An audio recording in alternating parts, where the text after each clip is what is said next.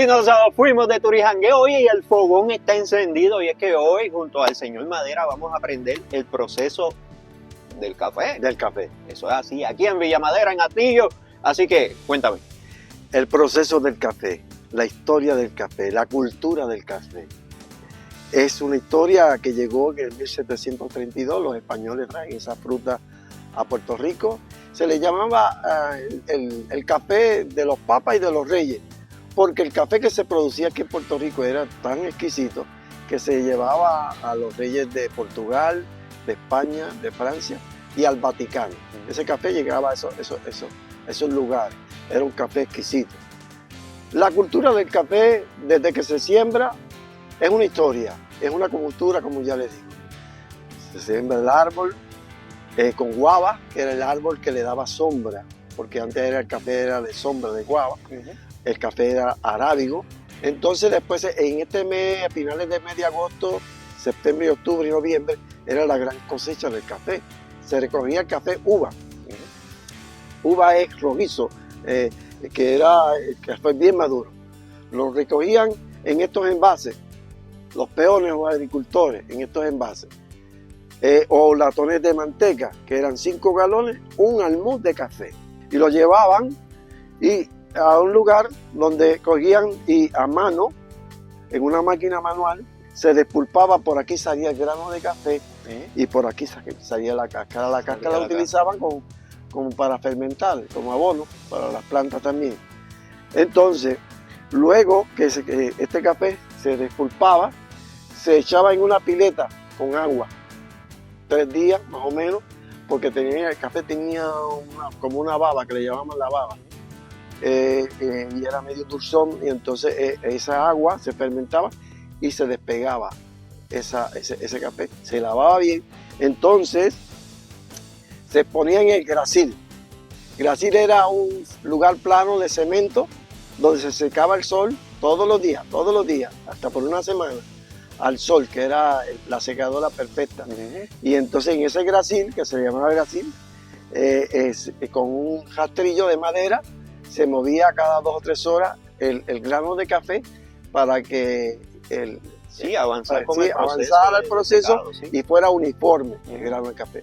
Cuando el grano de café estaba seco, ese grano de café tenía una cascarilla que se le llamaba el pergamino.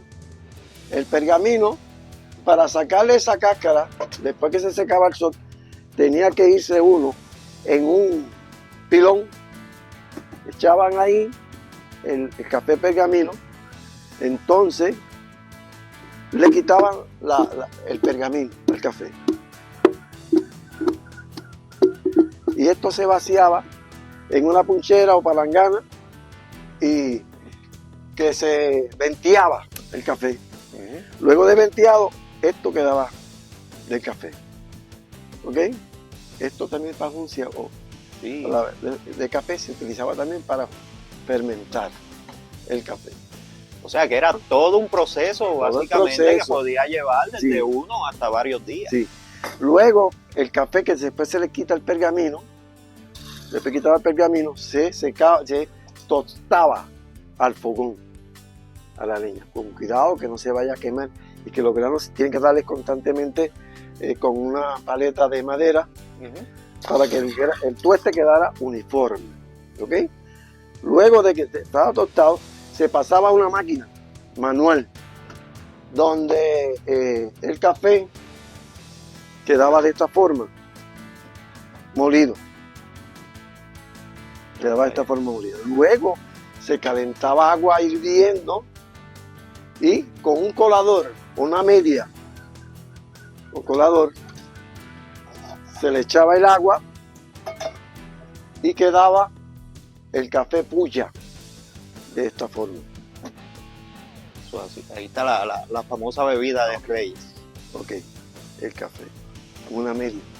Algunos se lo tomaban en los que eran pobres, en tacitas de coco. En tacitas de coco. Sí.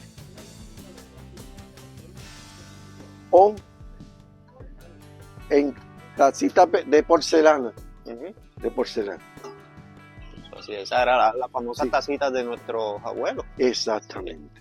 Ustedes saben. Oye, nos encontramos aquí, mira, en Villa Madera, en el pueblo de Atillo. Ya vimos el reportaje anterior de lo que son las estampas de nuestro pueblo.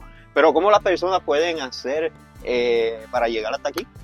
Bueno, nos pueden visitar sábado y domingo de 9 de la mañana a 5 de la tarde. Estamos ubicados en la carretera 134, kilómetro 11.8, barrio Bayamé, sector La Central, en el pueblo de Atillo. Teléfono 206-1323.